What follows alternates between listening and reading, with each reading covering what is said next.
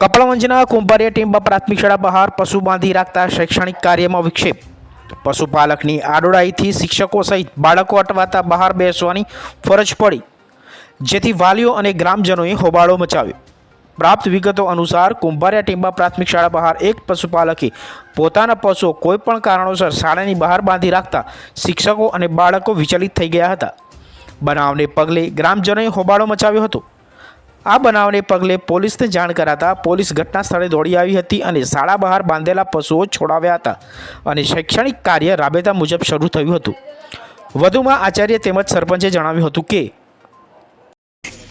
દરવાજા આગળ ગાયોને બોધવાથી બાળકોને ક્યારે મારી જાય, નુકસાન થાય, બરાબર, એ તકલીફ પડે ગાય માટે. હા, દરવાજામાં ઢોર બોધવાથી બાળકોને તકલીફ પડે. તો શું કીધું એના માલિકે શું કીધું, ગાયના માલિકે શું કીધું?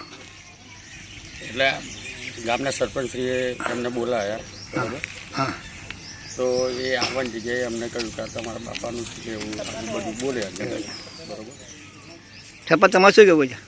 હું ભાઈ આજે ગાયના માલિક ખરા ને એમને પ્રેમથી મેં કીધું હા. કે ગાયો તમે આ જગ્યાએ નહીં બોલો દરવાજે, ઘણી જગ્યા છે આપણે બરાબર, ગુજરાતમાં હા, હોય છે, બરાબર, બરાબર. હા. તો મને એમને એવું કીધું કે આ જગ્યા તમારા બાપની નહીં, કાયદેસર જોવા છે સરકારી સરપંચ તરીકે સરકારી પ્રોપર્ટી પહોંચવા માટે હું શું સુધી મારા જવાબદારી મારા હેઠળ જ આવો છે, બરાબર. એટલે મારી જ જવાબદારી છે. તો મેં પ્રેમથી કીધું, તો એ લોકોને ઝઘડવાની ક્યાં જરૂર છે? પ્રેમથી આપણે કીધું ગાયો તમે છોડી લો, તો એ લોકો મારવા આવી ગયા સામેથી મને. હા. એમનું રિવાજ છે, સિસ્ટમ છે, છોકરાનું ભણતર બગડે, શિક્ષકો સવારના આવીને ઊભા છે, બાળકો અહીંયા ઊભા છે.